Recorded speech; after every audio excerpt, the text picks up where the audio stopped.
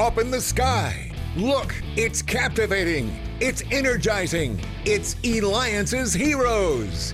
Eliances is the destination for entrepreneurs, investors, CEOs, inventors, leaders, celebrities, and startups, where our heroes in business align.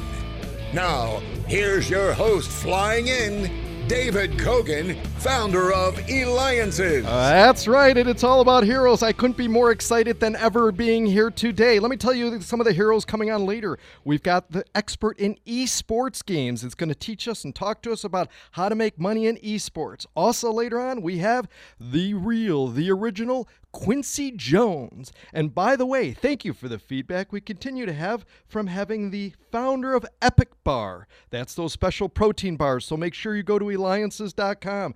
That's Eliances.com. The only place where entrepreneurs align. All right, I'm kind of like a little nervous here, shaking and stuff, because our next hero, first of all, he's probably about 3-4 times the size of me. He is a former NFL running back with the New York Giants, who's now a major accomplished entrepreneur and doing so much for the community. Tiki Barber, co-founder of Grove Group Management. You can reach him at grovegroupmanagement.com. First of all, Tiki, who are you named after? How did your parents come up with the name Tiki? It's a great question, and it's one that doesn't have a very easy answer, but I'll give you the short version. So I'm an identical twin who also played in the NFL. His name is Rondé, but we were premature, as a lot of twins are, and especially were back in the mid-'70s. And so when we were first delivered, we were put in incubators. And in the incubators, I was screaming my head off because I didn't like being inside the incubator. My mother and father knew an exchange student while they were both at Virginia Tech down in Blacksburg from Zaire, which is now I think the Democratic Republic of Congo or so. It's changed its name a million times. And he named us. And so he named my brother Jamel O'Rondé, which means firstborn son. Rondé comes from his middle name, obviously. And they named me Ateem Kiambu, which means fiery-tempered king, because of the story about screaming my head off in this incubator. And somehow my mother took the T and the I out of Ateem and the K and the I out of Kiambu and came up with Tiki. Wow. It was either that or, as I tell people, she was at a bar in South Carolina and she saw this beautiful sign and had an umbrella in the drink, and she said, I'm going to call him Tiki. I love it. Little did those nurses know at that time what you would grow up and be and spend 10 years with the New York Giants. In fact, you are only one of 3 NFL players in history with a certain career stat. Tiki, steal that thunder of what those stats are.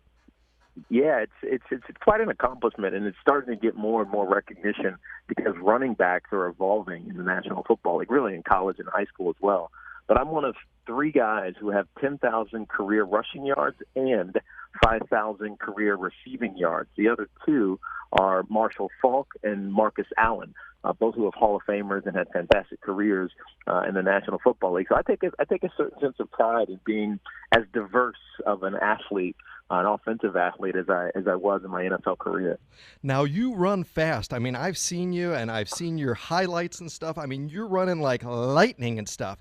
I got to ask, though, first of all, what's going through your mind when you're running with that ball? Like, how are you staying so focused, and what's going through? And is it the same thing that's always going through your mind once you've got that ball and it's a one-way road?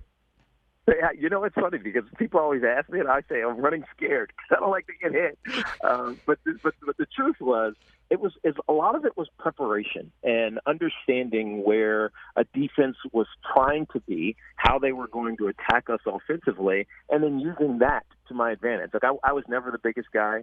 I was never really the fastest guy either, and so even though I wasn't fast, and so I had to use every advantage that I could find, and it was study and anticipation and using that to my advantage, and I think it's why I was able to have such a long career, as you may or may not know, and your listeners may or may not know. The average career length for a running back is about 3 years. And I played 10, so I tripled it, plus some. And, a lot of it's because I looked at it from an analytical standpoint as opposed to I'm just going to be bigger and faster and stronger than you. That doesn't work for long. Wow. I mean, it's remarkable and stuff. I got to ask you another question in regards to football. Then we're going to talk about all the cool stuff that you're doing now after the NFL and stuff. Celebrity producers Glue Sons Luke wants to know what your favorite play was when you were in the NFL. That's a great question because there were so many that were awesome. Sean Payton, who is now the head coach of the New Orleans Saints, instituted a scheme when he was the offensive coordinator with the New York Giants, and he would put 3 wide receivers out to one side, then a tight end on the other side, and he would call multiple plays at the line of scrimmage. And so we could either throw a toss out the right, or we could, go out the other side if the defense dictated it, go that way. But a lot of those plays were meant to get me to the edges because I was small. I couldn't run between the tackles. But my favorite play actually happened running through the tackles. It was a play called 37 power, or 36 power, depending on which way you were going, left or right. And it was the backside pulling guard, pulling to the play side, the fullback leading into the hole to the tight end side, and I would follow them. And the reason I love that play is because so many of the big guys on my side were leading me. And so the likelihood of me getting hit was much less. More importantly, there was opportunities to cut back behind all the movement because, as I was telling you, all these guys are pulling and going one way. So the defense naturally sucks that way as well. I would always find these backdoor exits and come out the backside of some of these plays and have some big plays. And in fact, the longest run in Giants history, which is the longest run of my career, was a 95-yarder against the Oakland Raiders, and it was that play because they all over pursued it. I cut behind them and raced down the other sideline. So that was my favorite one. Awesome. Well, you know what? This is one of my favorite interviews because you're listening to me, David Kogan, host of the Eliances Hero Show. Make sure you go to Eliances.com. That's Eliances.com. Once again, the only place where entrepreneurs align because we have with us Tiki Barber, NFL New York Giants for 10 years, now co-founder of Grove Group Management and also Thuzio. So talk to me, Tiki. Grove Group Management, what is it? Yeah, so I've been an entrepreneur. You mentioned Thuzio for a while, and just to take a quick step back, my first post-career opportunity came with Steve Ross, who was the owner of the Miami Dolphins and also related companies, which does a lot of market rate, but also affordable housing and commercial properties around the world. So one of the first deals I did was with him, and it was an affordable housing deal all across the East Coast. And, I learned a great lesson because it was right before the market corrected itself in 2009. And so the timing was horrendous. Steve, blessedly helped us out of that deal. He went on to do successful as he always does. But it taught me about, when to capitalize on business opportunities. And you fast forward to Thuzio, which I founded with my partner, Mark Gerson, because I felt that athletes were losing connections with their communities once they retired. And so we created essentially a marketplace that turned into an influencer marketing platform for athletes to engage, doing all kinds of different things with different brands and companies. As I started to grow and a little bit older and started to understand, some of the physical effects that were happening to former athletes, I came into contact with a guy named Kevin Shin, who is the CEO of Grove Group and my co-founder, and we decided to dive into this space for a couple of reasons. One is a huge economic opportunity as the country becomes more and more accepting of cannabis and CBD products for medicinal benefits.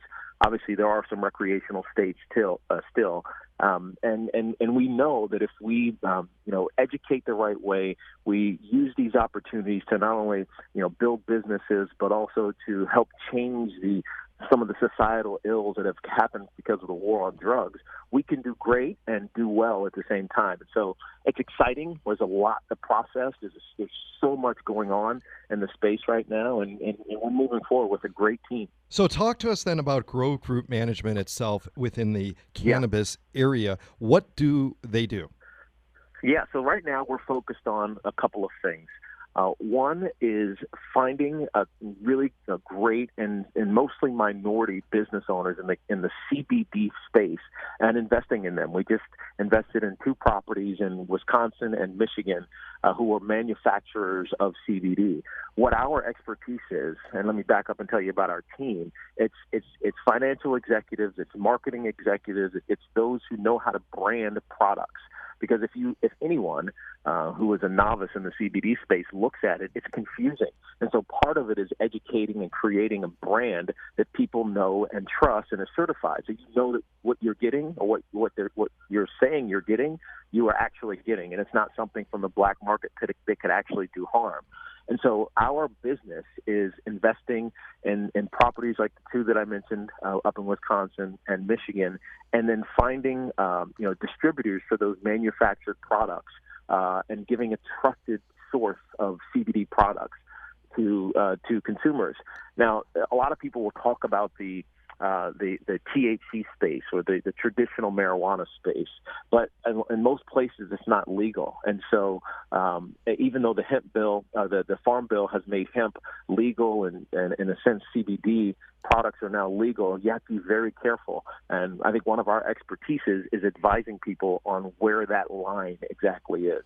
Yeah, talk to us about this state. I mean, we hear so much about the hemp industry, cannabis, and I mean, we get so much news thrown at us nonstop in regards to it.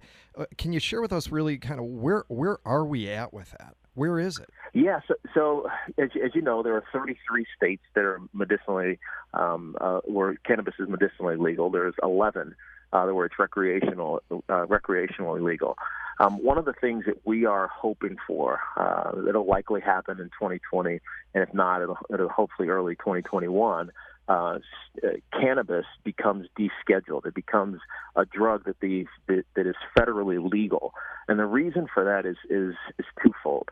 One, there's not enough research done on the benefits of cannabis. The anecdotal evidence is profound. You hear it from everyone who either has anxiety or depression or relief of pain or a treatment for comorbidities and cancer and autism, epilepsy, etc. That anecdotally is there, but until it's federally descheduled, actual clinical research is hard to come by. And so that's one thing that we are espousing and pushing for with our contacts in local governments and hopefully in the federal government. Two, I think the reason it needs to happen is because the opioid crisis has taken over this country, and it's not just former athletes, as you hear often. It's kids who accidentally overdose. It's someone who's had a back surgery, when they were in their mid or late 30s, and now in their 50s, they can't hardly walk anymore, and they become addicted to these chemicals that are so damaging to their bodies internally and externally. Cannabis is a viable alternative, and we know that it is. We just need the research behind it to make it more mainstream. Nice. We've got a little less than a minute left, but I want to ask you this, is the secrets that you could share. And these are secrets that you could share with young adults to really contribute it and make their mark in the community like you've done in your entire career. Yeah, I think find something that you're really, really good at, and then partner with people. A lot of that you can't have pride in ownership. Because the only way that you really grow is to partner with like-minded people and find ways to do well, but also do good, if that makes sense. And that's how I've lived my life. It's how I've philosophies that I've taken into the businesses that I've done, including Grove Group, which is in the startup phase, but still we're excited where it's going. Awesome. Well, Tiki, definitely you partner with like-minded people by becoming and going on the Eliances Hero Show. That makes you a hero. You've wowed fans with New York Giants and now growing the field of the entrepreneurship with many new ventures. Tiki Barber, New York Giants, now co-founder of Grove Group Management. You can reach him at grovegroupmanagement.com. This is David Kogan with Eliances.